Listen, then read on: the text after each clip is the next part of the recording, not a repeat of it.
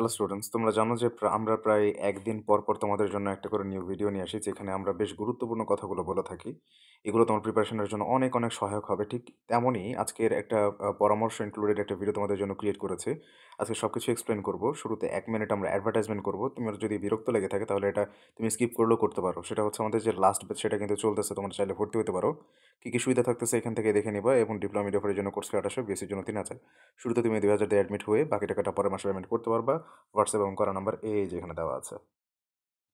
কোর্সে ভর্তি হয়ে গেলেই এরকম সুন্দর ২ টা বই তোমাদের বাসায় পাঠিয়ে দেওয়া হবে। এখানে বিএসসি দেখতে পাচ্ছ, ডিপ্লোমা মিডিয়াফারের জন্য আছে, এবং ২ পার্টের কিন্তু হয়ে থাকে বইগুলো। এবং এই বইগুলো খুবই স্পেশাল বই। এর কারণ হলো যে এমনভাবে তৈরি করা যাতে এই বইটা শেষ করলেও ওই স্টুডেন্টের প্রিপারেশনটা কমপ্লিট হয়ে যায়। এগুলো তোমাদের বাসায় হোম ডেলিভারির মাধ্যমে পাঠিয়ে দেওয়া হবে।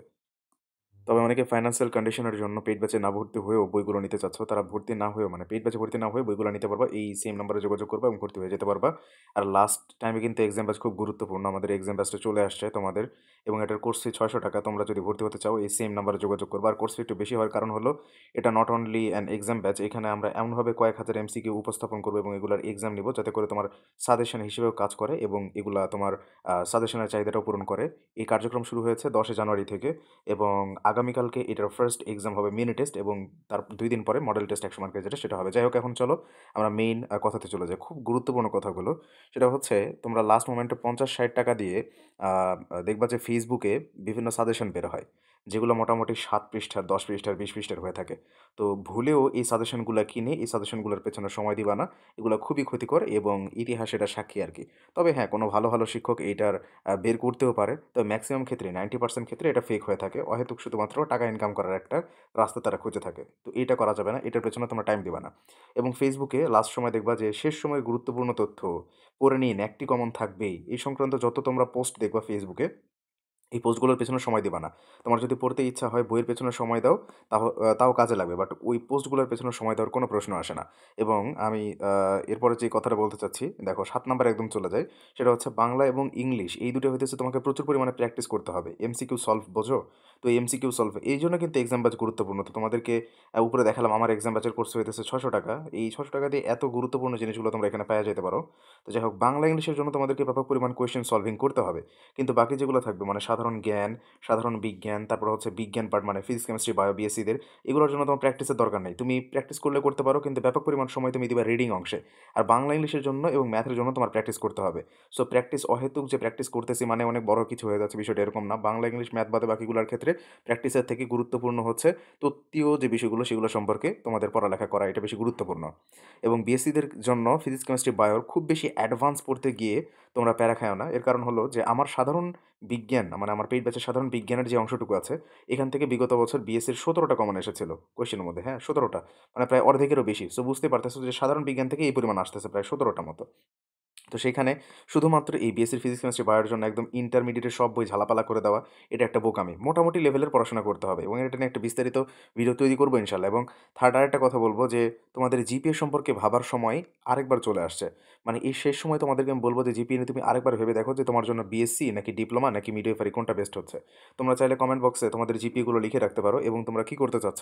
মানে আমার এসএসসি, এইচএসসি এত, আমি বিএসসি করতে চাচ্ছি। এরকম করে লিখে রাখবা। আমি তোমাদেরকে একটা রিপ্লাই করার চেষ্টা করব যে এটা তোমার জন্য সঠিক হচ্ছে কিনা। দেখো, এটাই হইতেছে লাস্ট সময়, যে সময় তুমি তোমার জিপিএ নিয়ে আরেকবার ভেবে দেখবা যে তুমি আসলে ঠিক পথে আগাচ্ছ কিনা। আমি অচিরেই আমার ফেসবুক গ্রুপে একটা লাইভ করব, মানে আমার পেইড ব্যাচের স্টুডেন্টগুলাকে নিয়ে, যে তারা আসলে লাস্ট সময় তাদের এইটা চেঞ্জ করার সময় আসলে চলে এসেছে। তোমাদেরকে আরেকবার ভেবে দেখতে হবে তোমাদের জিপিএ নিয়ে। নয়তোবা অহেতুক প্রিপারেশন নিয়েও দেখবা যে ভালো একটা মার্ক উঠায়েও চান্স পাবা না। যদি জিপিএর অনুযায়ী আরকি তুমি বিএসসি, ডিপ্লোমা, মিড এগুলো সিলেক্ট না করে থাকো। তারপরে থার্ড যে কথাটা সেটা হচ্ছে জিকে মানে সাধারণ জ্ঞান। এটার জন্য এবার তোমরা রিসেন্টে ব্যাপক পরিমাণ গুরুত্ব দিবা, ব্যাপক পরিমাণ। প্রত্যেকবারে গড়ে দেখা যায় রিসেন্ট থেকে ২ থেকে ৩ টা, মানে গড়ের কথা বলছি। কিন্তু এবারে ৪ টা পরিমাণ কোয়েশ্চেন এসে যেতে পারে, কারণ অনেক, অনেক গুরুত্বপূর্ণ তথ্য আছে। এইবার যে রিসেন্টের এত গুরুত্বপূর্ণ তথ্য আছে যা গুণে শেষ করার মতো না। আজকে কিন্তু রিসেন্টের একটা ক্লাসও হবে আমাদের, হ্যাঁ? ফ্রি গ্রুপে আরকি। তো রিসেন্টের তথ্যগুলাকে সময় দিবা এবং বাংলাদেশের তথ্যগুলাকে সময় দিবা। ইন্টারন্যাশনাল থেকে নার্সিং এ খুবই কম কোয়েশ্চেন হয়। এটা তোমরা হয়তোবা অনেকেই জানো না। সর্বোচ্চ ২ টা ৩ টা কোয়েশ্চেন হতে পারে। তো ৩ টা সাধারণত খুবই কমই হয়, ২ টা কোয়েশ্চেন গড়ে দেখা যায়। তো তার মানে এই সামান্য জিনিসের জন্য তুমি ইন্টারন্যাশনালের এত বড় একটা পার্ট এটা এটা মানে এত পেছনে সময় দেওয়া এটা মোটেও একটা বুদ্ধিমানের কাজ হবে না। ইন্টারন্যাশনালের থেকে রিসেন্টের থেকে এবার বেশি মানে ইন্টারন্যাশনালের চেয়ে রিসেন্ট থেকে এবার বেশি কোয়েশ্চেন হওয়ার সম্ভাবনা আছে। তাই ওইটাতে বেশি গুরুত্ব দিবা এবং ইন্টারন্যাশনালের জাস্ট কয়েকটা যেমন হচ্ছে মহাদেশ পরিচিতি, তারপরে গুরুত্বপূর্ণ ব্যক্তিত্ব, তারপরে যে সংস্থাগুলা আছে, সার্ক, জাতিসংঘ, তারপরে হচ্ছে সুয়েজ খাল বা পানামা খাল এই সংক্রান্ত এই তথ্যগুলো পড়লে মোটামুটি ইন্টারন্যাশনালটা তোমার কমপ্লিট হয়ে যাওয়ার কথা। তারপরে লাস্ট ওয়ান ও হ্যাঁ, শেষ মুহূর্তে তোমাকে প্রচুর পরিমাণে এক্সাম দিতে হবে। কারণ আমার ব্যাচে আমি যখন পেইড ব্যাচে যখন এক্সামটা নেই অসংখ্য স্টুডেন্ট কিন্তু অনেক ভালো করে লেখাপড়া করে। কিন্তু এক্সামে এসে দেখো ভালো করতে পারতেছে না এবং অনেক স্টুডেন্ট আমাকে বারবার টেক্সট করে যে, "ভাই, আমি তো ভালো করে পড়তেছি, আজকের এক্সামটা অনেক ভালো দিছিলাম। আগায় দেখতেছি যে কিছুই পারতেছি না বা অনেকগুলা ভুল গেছে।" তোমার মনে হইতে পারে যে এটা কি আদৌ সম্ভব? পড়ালেখা করলে আগালে আবার ভুল কেন যাবে? বাট এটা হ্যাঁ, হয়। তোমারও হইতে পারে। সো এই ধরনের ভুলগুলো পরীক্ষার হলে দেখার থেকে ভালো এখনই নিজের ভুলগুলো শুধরায় নাও।